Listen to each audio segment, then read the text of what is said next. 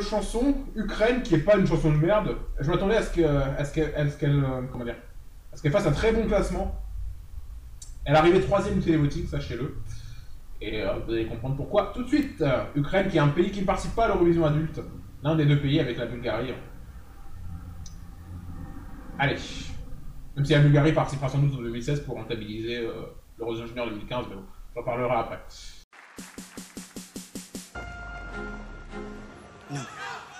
Seya Moya. C'était l'Ukraine. Pas mal, excellente chanson. Hein. Que dire sur l'Ukraine? Pas grand chose, que c'était bien. Et que voilà, ça arrivait 3ème télévoting. J'étais l'un des rares sur place lors de la journée finale à applaudir la chanson, voire à me lever, alors que finalement, sachez que le public local sur Malte, enfin celui en tout cas de la jury finale, qui est le public local, hein, c'est largement des locaux qui sont à la jury finale, et même à la finale hein, de l'Eurovision Junior. Et donc c'est bien parce qu'on voit la vraie réaction des locaux qui n'est pas biaisée par la présence de fans qui applaudissent sur toutes les chansons et qui agitent des drapeaux comme des beaufs, quoi. Donc là on voit vraiment la vraie réaction des Maltais, quoi. Et finalement ils n'étaient pas très convaincus de la prestation ukrainienne, ça m'avait un peu étonné. Alors que pourtant finalement ça arrivait 3ème, et voilà. Et même au télévoting c'est un peu ressenti avec un classement pas terrible hein, de l'Ukraine. Donc ils ont moyennement apprécié l'Ukraine, hein, les Maltais, ça m'a un peu étonné. Alors c'était l'une des candidates à la victoire à mon avis avec l'Italie et l'Arménie à l'époque. Hein, parce qu'à l'époque clairement pour moi le gagnant allait forcément être l'Italie ou l'Arménie. Les gens qui pensaient sérieusement que Malte ou Chypre pouvaient gagner, oula, c'est vraiment ne rien connaître à l'Eurovision Junior. C'est même pas une surprise. Pour moi, le vote de l'Eurovision Junior a été l'un des plus ennuyeux de toute l'histoire de l'Eurovision Junior parce que le résultat était évident, quoi. Ça m'a vraiment beaucoup ennuyé hein, quand j'étais à un hôtel, quand j'ai vu ça devant mon écran, dans un écran sur place à Malte, je me suis dit, oui d'accord, prévisible. Voici un intervalle acte, donc un deuxième intervalle acte. Celui-là est bien mieux filmé déjà, je vois bien. Voilà, l'un des points forts lors du junior, c'est ça, c'est heureusement qu'il y a des intervalles parce que sinon, surtout au milieu de mauvaises chansons comme ça, c'est vraiment une très bonne idée que Malte a eu parce que là, l'enchaînement de mauvaises chansons est assez. Bon, là, il y a Ukraine qui est pas mal, mais à part ça, entre la chanson 3 et la chanson 9, c'était un supplice, quoi. C'était quasiment un supplice. Heureusement qu'il y avait parfois des chansons bonnes, moyennes, comme Ukraine et Géorgie, et des intervalles pour un peu lisser la médiocrité. Hein. Pour mettre un peu de qualité dans tout ça, parce que sinon, ça sera insupportable. Quoi. Clairement. Allez, je vous laisse apprécier l'intervalle acte, on se retrouve avant la prochaine chanson. Vous pouvez mettre sur pause. D'ailleurs, l'une des plus grandes preuves que le concours un peu junior est beaucoup plus mature que le concours dit adulte, c'est que sur place, bon, j'ai filmé, hein, j'ai déjà expliqué sur ce blog et même sur cette chaîne YouTube, j'ai montré clairement que voilà, le public était digne de l'Opéra Bastille, etc. Ce n'est vraiment pas une blague. Hein. La moyenne d'âge, c'est famille et des vieux, quoi, hein, clairement, hein, je vous assure. Et la plus grande blague, c'est qu'on s'amusait beaucoup avec l'un de mes voisins d'un soir. On disait, donc le chauffeur de scène disait This is supposed to be a kid show, donc il venait les enfants devant en fait. Donc ça a fait beaucoup rire, et le public sur place, on a entendu quelques rires quand même, parce que quelque part, vu le public et vu voilà, la cible visée c'est teen, hein, c'est l'adolescent plus qu'autre chose. Surtout depuis 2012 où le niveau des chansons est beaucoup plus mature, où les adultes composent 95% des chansons. Hein. Par exemple, cette année, vous l'avez bien vu, il y a que la Josie pour la Croatie qui a composé sa chanson elle-même, quoi. Et on a vu le massacre, donc voilà. C'est une petite anecdote amusante. Voilà, allez, place à la suite. Voilà, on finit sur un logo un peu étrange, hein, que j'ai pas pu voir sur place à Malte, et on sait toujours pas ce que c'est. Peut-être le symbole de la paix, on n'en sait rien.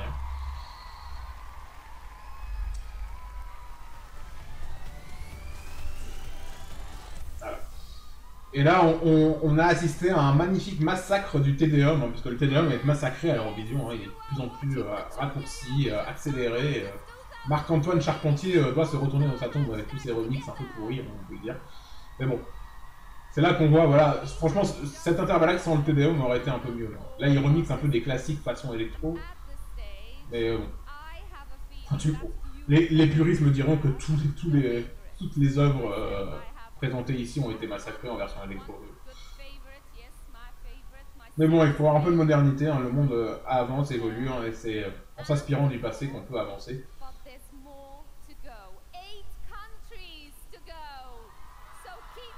Donc là, il dit keep watching us, comme si c'était pas évident, quoi.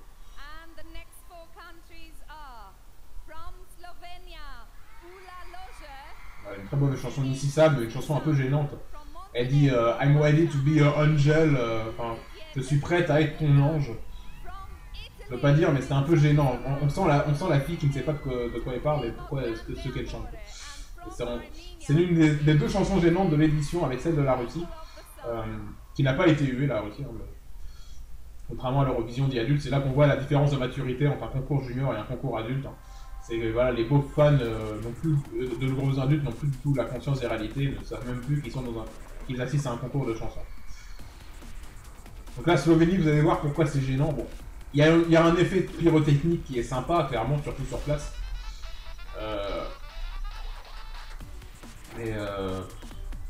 Voilà, les paroles, c'est vraiment pas ça, hein, surtout en anglais.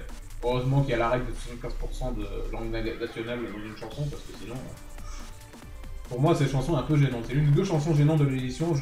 Je vous laisse seul juge, mais voilà. Co-composé par Ray, composé par Ray et Mariah, donc Mariah, qui participeront plus tard à l'Eurovision 2015. C'est là qu'on voit vraiment que, heureusement que les compositeurs adultes composent pour l'Eurovision Junior, parce que sinon, le niveau serait très mauvais. À la limite des dégâts, on va dire. Allez.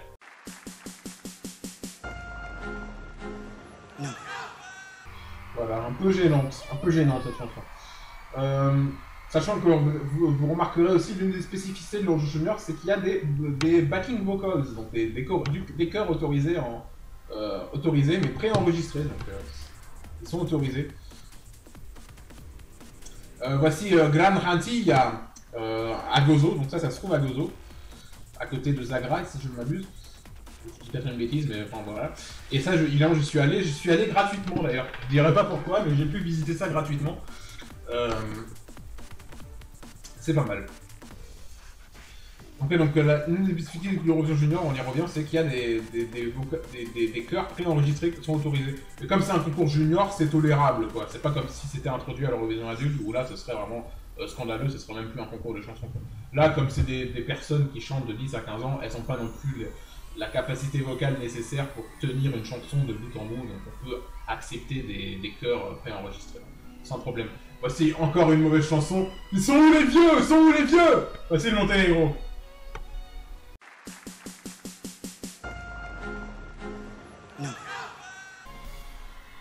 Un beau massacre. Et là, je vous avais dit que c'était un massacre entre la chanson 3 et 9, je me suis trompé, c'est entre la chanson 3 et 10 en fait, hein, évidemment.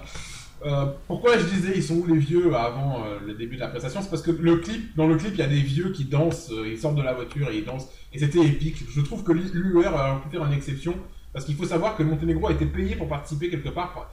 Tous les hôtels, les billets d'avion ont été payés par les organisateurs. Pareil pour la Croatie d'ailleurs. Pour moi, payer des délégations pour qu'elles essaient de participer et envoyer de la merde, pour moi, c'est quelque chose qui ne devrait pas se faire parce que vous voyez les massacres, quoi. Musicalement, c'est un massacre, c'est terrible, ça n'a aucun intérêt. Si encore il y avait eu une exception et qu'ils avaient autorisé les vieux sur scène, ça serait passé, mais là, c'est vraiment de la merde. Donc voici Tu primo grande amore pour l'Italie. Qui finalement est une sorte de blague hein, au niveau du titre, parce qu'après on ne savait pas à l'époque, mais ils vont envoyer Grande Amore à l'Eurovision 2015, ils ont gagné l'Eurovision 2015 avec 366 points au télévoting, donc c'est un peu assez amusant, donc c'est notre premier Grande Amore, et voilà, un peu voilà, assez marrant quoi. Allez, Vincenzo Cantello.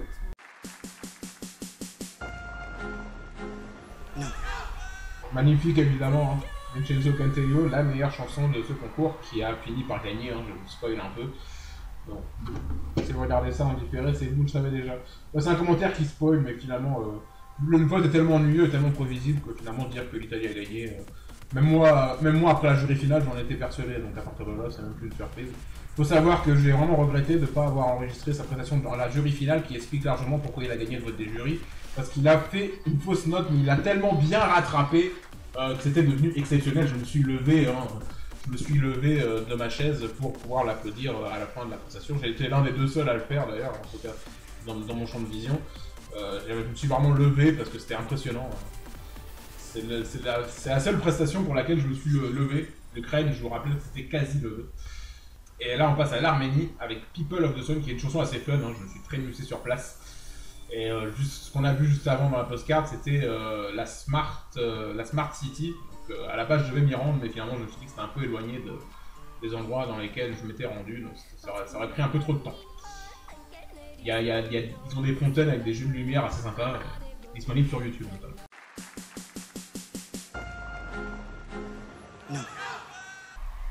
Alors voilà, c'est très fun, People of the Sun, hein, qui finalement fait un peu écho à l'organisation de Malte, hein, parce qu'il faisait vraiment assez chaud hein, à Malte, hein, 23 degrés, mais dans un climat méditerranéen, donc avec la mer à côté. C'était pas suffocant heureusement, mais j'imagine pas la douleur que ça doit être Malte en été. Déjà entre le nombre de touristes,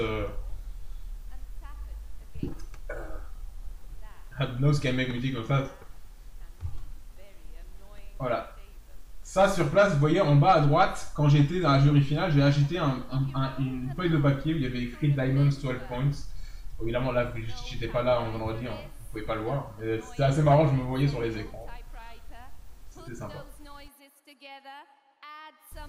Add some more. Add beaucoup, j'ai envie de dire. Hein. Ils ont quand même beaucoup ajouté par rapport au bruit de cuir.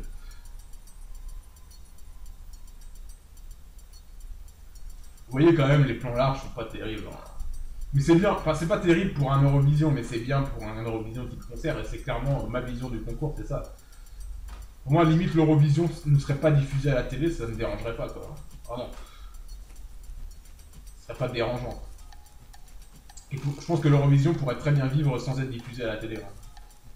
Évidemment, peut-être sans doute sous notre forme, mais sans vote. Mais...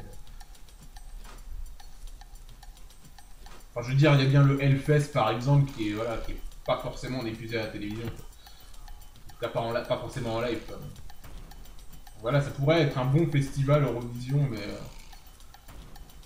Voilà. C'est vrai que l'Eurovision Junior 2014, c'est ce qui se rapproche le plus d'un Eurovision tel que je le vois dans mes rêves, en fait, tout simplement. Pour moi, c'est ça, regardez-moi ça. Et là, on voit aucun drapeau sur ces plans larges. C'est ça, c'est l'Eurovision adulte tel qu'il devrait être, limite, en fait. Je suis vraiment très content de m'être rendu sur place, rien que pour ça, quoi. Il y avait vraiment l'ambiance d'un concert avec des prestations au milieu d'artistes de rue, entre guillemets. Voilà, on a vraiment ce côté street, quoi. Ce côté, on est des artistes, et, on fait de la danse et on fait ce qu'on veut, et on donne du plaisir au public, on donne du plaisir au public, quoi. C'est ça l'art tel que je le conçois, quoi. On n'est plus dans un concours de beauf chauviniste qui se croit dans un stade de foot, alors que c'est un concours de musique à la base. C'est un concours de musique et de partage et de diversité des cultures, et c'est ça qu'il faut retenir de l'Eurovision, je pense. D'ailleurs, vous voyez, maintenant on a des sonorités africaines qu'on verra cette année à l'Eurovision Junior 2015 avec la chanson de l'Albanie, Dambaye. Voilà, l'Albanie qui sera, finalement, ce sera même la première fois qu'on aura une chanson typée africaine à l'Eurovision, hein, chantée par une personne qui n'est pas d'origine africaine. Parce qu'on a déjà eu ça en 2011 avec Abba Abba, avec Stella Mangi, mais elle était d'origine kenyane. Ou encore Amina, hein, évidemment, on s'en souvient, en 1991, celle qui a fini ex aequo en 1991, première ex aequo, avec C'est le dernier qui a parlé, qui a raison. Bon, ça c'est plus une inspiration du Moyen-Orient algérienne qu'africaine, mais voilà. Donc voilà, c'est ça l'Eurovision, c'est le partage des cultures, la diversité, et c'est vraiment ça qu'il faut retenir.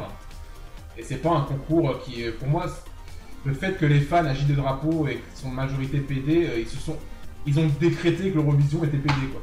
Était un environnement de PD, alors que voilà, ils auraient pu faire ça avec le Hellfest, avec n'importe quel autre festival, les francopholies, s'il y avait eu une communauté qui décidait que c'était PD, ça serait vu par les PD comme étant un truc PD, vous voyez. Donc c'est aberrant, quoi, c'est aberrant. Vous voyez bien, regardez ce concours junior, qu'est-ce qu'il y a d'homosexuel là-dedans, quoi. Il y a rien. Il y a rien. Et c'est comme ça que ça devrait rester le concours. Il y a rien, c'est un concours de chansons.